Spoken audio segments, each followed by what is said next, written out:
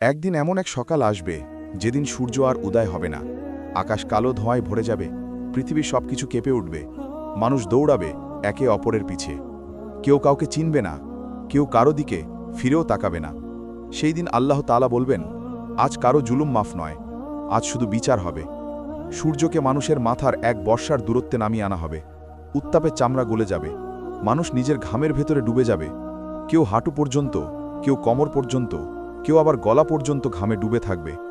সেই দিন কোনো ছায়া থাকবে না, থাকবে শুধু আল্লাহর আরশের ছায়া, যেখানে আশ্রয় পাবে মাত্র 7 শ্রেণীর মানুষ: ন্যায়পরায়ণ নেতা, আল্লাহর ঘরে মসজিদে ভালোবাসা মানুষ, একে অপরকে শুধুমাত্র আল্লাহর জন্য ভালোবাসা মানুষ, এক যুবক যে আল্লাহর ভয়ে গুনাহ থেকে বেঁচে গেছে, এমন এক মানুষ যে একান্তে বসে আল্লাহকে স্মরণ করে কেঁদে ফেলেছে, এমন এক ব্যক্তি যে ডান হাতে দান করে কিন্তু বাম হাতও জানে না সে কতটা দান করেছে, আর এক যুবক যে সৌন্দর্যময় নারী তাকে গুনাহের আহ্বান জানালেও বলে দিয়েছে, আমি আল্লাহকে ভয় করি।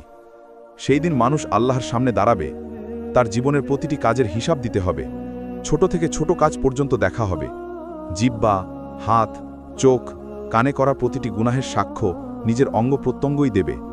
সেই দিন কারো টাকা, কারো মান সম্মান, কারো সন্তান, কেউ কাউকে রক্ষা করতে পারবে না।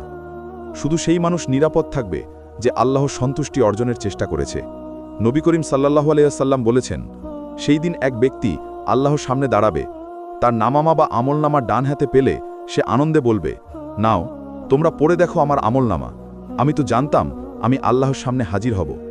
কিন্তু যার আমলনামা বাম হাতে দেওয়া হবে সে চিৎকার করে বলবে, হায়, ধ্বংস হোক আমার জন্য, আমি যদি কখনো এই দিনটিকে না দেখতাম।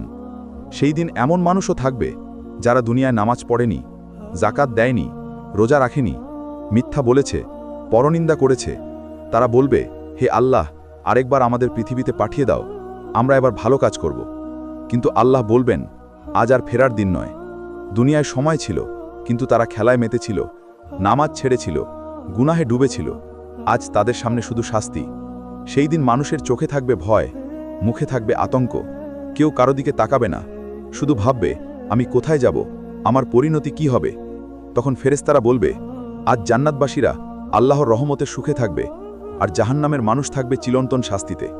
হে মানুষ, সেই দিন আসার আগেই তোমার নামাজ ঠিক করে নাও, তোমার গুনাহ থেকে তওবা করো, আল্লাহর দিকে ফিরে যাও, কারণ কিয়ামতের দিন খুব দূরে নয়, হয়তো আগামীকালই হতে পারে, হয়তো আজ রাতেই।